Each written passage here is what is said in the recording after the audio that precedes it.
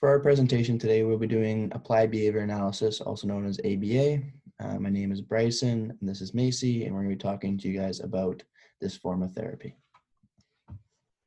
What is applied behavior analysis? Applied behavior analysis is a form of therapy that focuses on improving specific behaviors. Some of these skills include reading, communication, academics, and hygiene, grooming, and other learning skills. It can be very useful for children or adults with psychological disorders.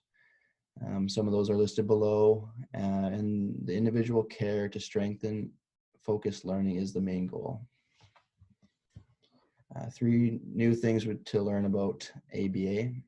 One, it's useful for all ages. It can help dementia and other things with adults that are aging. It's most effective, though, at age 4 or below, and the recommended amount of therapy per week is 20 hours a week. A parent's role in ABA is very large because they see the child every day, and they can see if the ABA therapy is improving their skills or hindering them.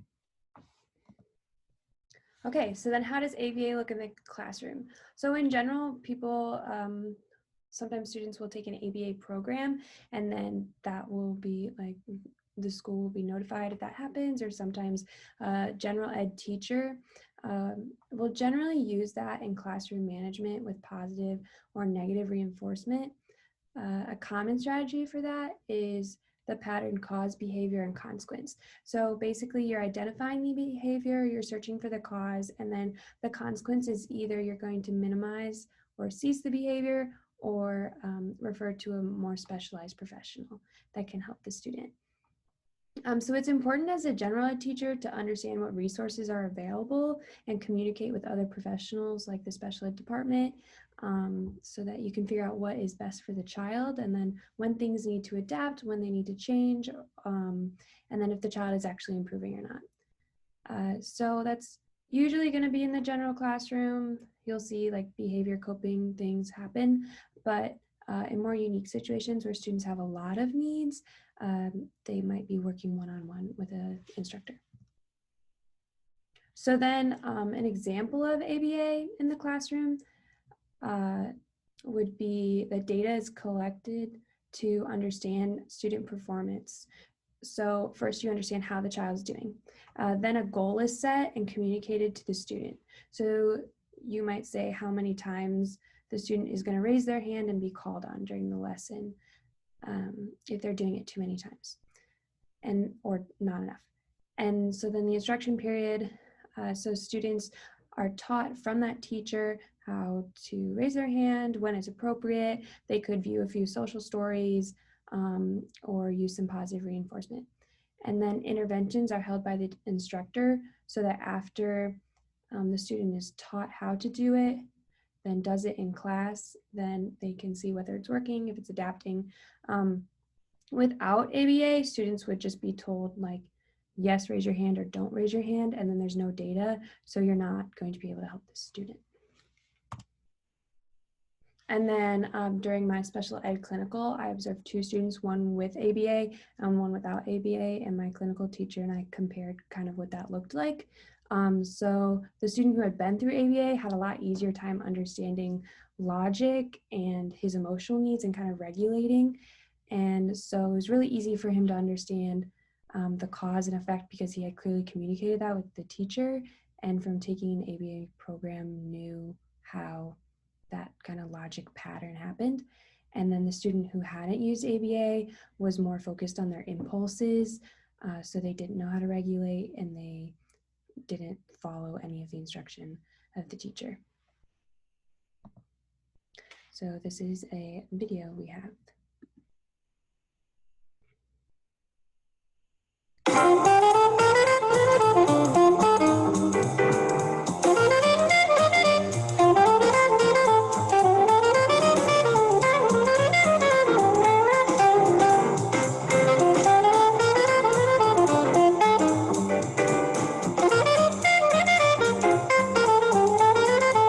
Applied behavior analysis. ABA stands for Applied Behavior Analysis. The goal of ABA is to teach children the skills that they need to learn from their environment. Basically, it's identifying specific behaviors and modifying them and keeping data on them so that you can tell what is changing. Well, let's count. 1, 2, 3. Who's in school today? Who's in school today? Who's in school today? Who's in school today? When you begin an ABA program, you assess the child and you identify different skills that you want to work on. A very important part of an ABA program is figuring out what's reinforcing to the child. So you would use a reinforcement assessment to determine what's going to motivate the child to learn. The more powerful the reinforcement, the more rapid learning will occur. I try and stay away from food reinforcement. I use computer. Most of my children love computer and they'll work for computer. They'll do anything for computer. I have one student who works for the piano. I have one student who works for puzzles. Well, he works for puzzle pieces. So as we're working, every couple of answers that he gets right, I give him a puzzle piece. And then when the puzzle is filled up, he can go and play with it. It really depends on the child. I have one kid that loves high fives. So, yeah, something as simple as that you could, it's more natural. I saw a yellow dog looking at me. I keep data during one-to-one work and during their workstations. With 6 students, it's really difficult for just me and one paraprofessional to keep data on everything. I try and target specific skills that the students need during group activities and work on that individually. Let's see, today is number 19. Find number 19. Tuesday. Find number 19. Monday. Find number 19. There's number 19. I'm concerned about what's going on at home. How can we teach your child things that are, that's going to make his or her life easier at home. Every week we take a trip to the supermarket. It's a very important trip because a lot of the parents in my class say that they can't go to the supermarket. They can't take their child to the supermarket because they pull everything off the shelves. They are running up and down the aisles. They don't know how to behave. This is a really significant thing to a parent. They need to be able to take their children out in the community and feel comfortable. So we take a trip to the supermarket every week and we learn how to behave and we learn how to use money. We learn how to choose things. Here. Usually so. I want to give them out. I'm getting out. Here you go, cheese. When a child is diagnosed with autism, the ideal situation would be for them to start ABA therapy as soon as possible. So whatever age that diagnosis comes, parents should start looking for therapy.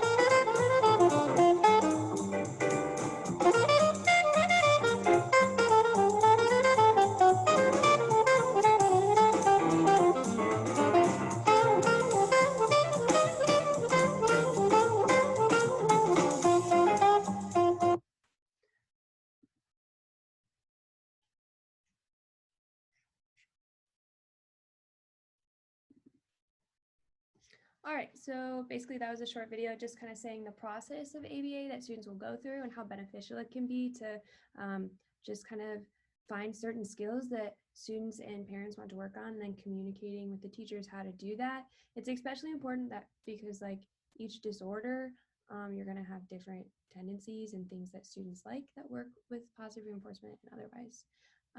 But there are still some drawbacks. So here are some of those. Yeah, some of the flaws of ABA.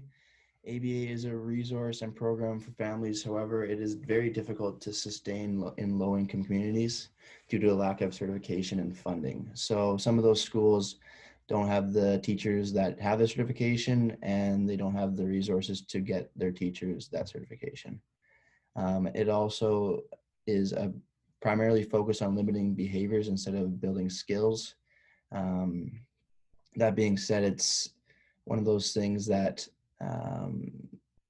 really crushes what they shouldn't be doing, and instead of telling the students what they should be doing. So I think that's a really important to note with the flaws.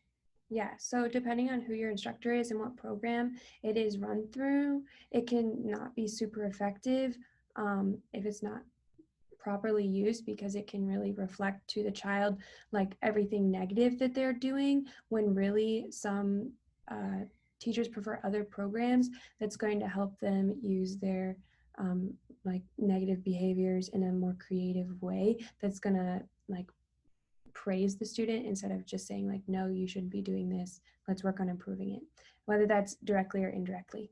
And then kind of a final flaw of ABA is that it limits students' free time, social learning, and any other time for anything else. Most therapists recommend it for 20 to 40 hours a week, especially for autistic children, because has been used in students with autism and has been proven very effective with that time period. But during those really developmental years, you do want to be able to make sure that the child has enough time with their peers, because then you'll see if some of their behaviors are actually working. So that can sometimes be a problem. And then here are just some closing points that we have. Yeah.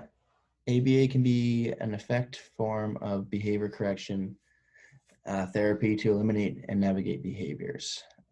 This basically states that it can be a really effective tool when used right, and I think that it's definitely something that I will be using in my future classroom. It is unique to each student and can be challenging to find a particular method that works for their needs. So similar to what the video was saying, like some students will work for piano time, some will work for high fives. It's really just getting to know what each student needs and what their drive will be. So then this is most effective. Yeah, and then some other wrap-up points are that there's a recommended hourly commitment to behavioral therapy, and low-income communities are some primary reasons that some support systems choose not to utilize ABA. So if the parents or guardians can't afford it, or just choose not to find the resources to be able to afford it, and then because it takes up a lot of time, and some parents don't even like going through the process of figuring out what reinforcement works for the child, because it can't be so specific. Sometimes it's as simple as a high five, sometimes it's a more complex reward system, and that takes a lot of time in addition to the other hours spent actually implementing the instruction. And then general ed teachers should always communicate with a special ed teacher and support system about any behavioral methods for students to utilize in the classroom. So if a special ed teacher has a student that's been through ABA, and you maybe should probably ask about that, so that if they're using methods, you use them for that student in the general classroom. Or if you see some kind of behavioral tendencies popping up with the child that is or isn't in special education, to clearly communicate that with the special ed part of the school or administration. And then these are just some sources we used, but otherwise, thank you for watching.